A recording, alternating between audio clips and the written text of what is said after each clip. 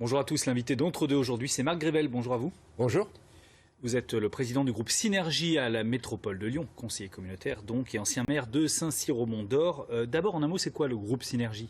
Le groupe Synergie est un groupe qui a déjà une vingtaine d'années d'existence et qui rassemble des élus, notamment des maires, des conseillers municipaux, et puis beaucoup de citoyens qui sont persuadés que la métropole est une métropole des communes et qu'elle peut survivre, évoluer favorablement avec les communes. Donc cette métropole, elle est importante dans ce cadre-là, et c'est leur conviction profonde. C'est un groupe politique, bien sûr, à la métropole. C'est un groupe politique à la métropole de Lyon. Vous faites partie de ces élus très énervés qui ont signé une tribune dimanche dans le journal du dimanche sur la gouvernance de la métropole de Lyon, dirigée par l'écologiste Bruno Bernard. Oui. Est-ce que depuis cette tribune, vous avez eu des contacts avec lui ou avec son équipe?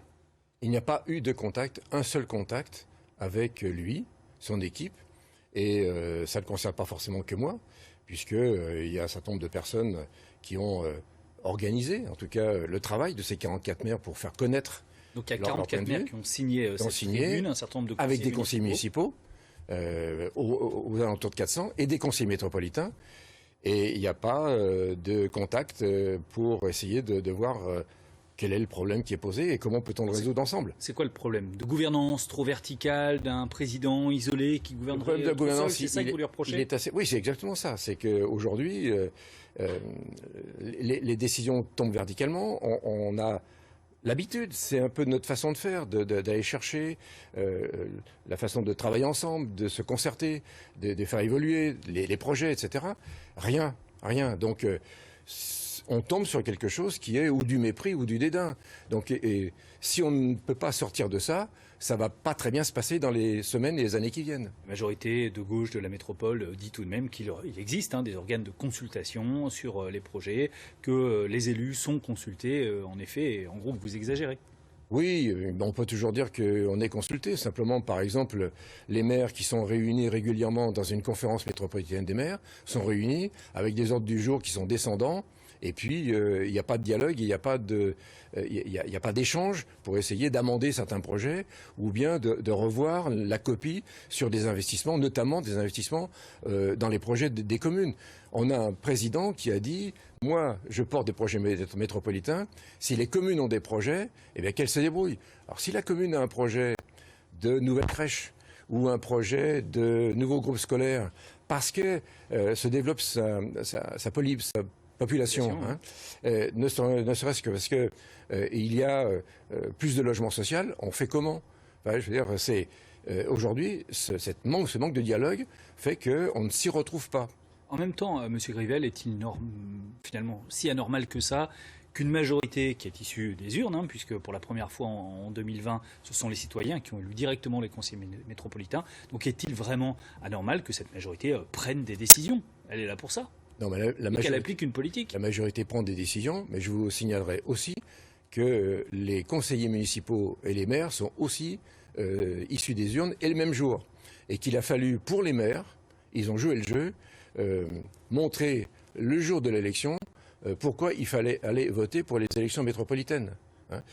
Donc la conscience des maires pour faire exister cette métropole, elle est permanente. Donc la légitimité, elle est aussi bien du côté des maires que du côté de la métropole. Il y a deux légitimités aujourd'hui. Donc aujourd'hui, et des compétences finalement assez séparées. Enfin voilà quoi. Donc, oui, la métropole utilise ses compétences et prend des décisions sur ses compétences. D'accord, mais prenons des exemples très simples. Les investissements dans les communes ne se font plus. Il n'y a pas d'investissement dans les communes. 200 millions sur 3,6 milliards. Et encore, 82 millions pour des projets territoriaux. Et aujourd'hui, comment voulez-vous que les gens s'y retrouvent quand, par exemple, si on veut appliquer les politiques publiques de la métropole en matière de solidarité ou en matière de santé, comment voulez-vous qu'on se prive de l'appui, du relais des communes pour pouvoir justement aller voir les plus vulnérables et les plus en difficulté? Monsieur Grével, il ne vous a pas échappé qu'on est proche d'élections, la présidentielle et puis derrière la législative. Est-ce que tout ça ne fait pas un petit peu coup politique de la droite notamment, puisque ce mouvement est aussi mené par Philippe Cochet, le maire LR de Caluire?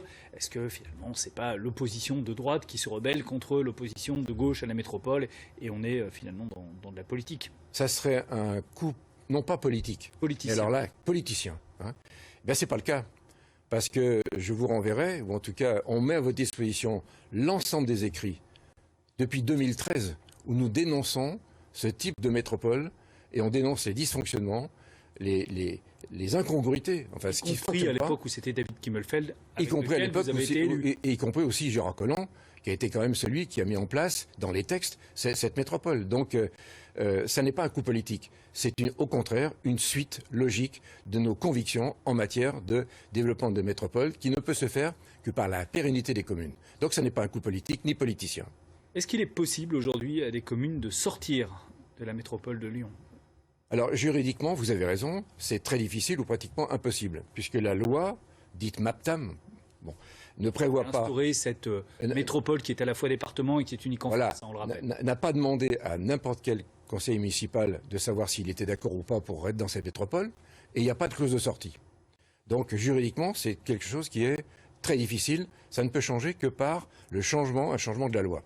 Ceci dit, sortir de la métropole, si effectivement le pouvoir en place, le pouvoir central en place, crée de la distance par rapport aux communes, c'est une façon de leur dire, je vous sors aussi de la métropole.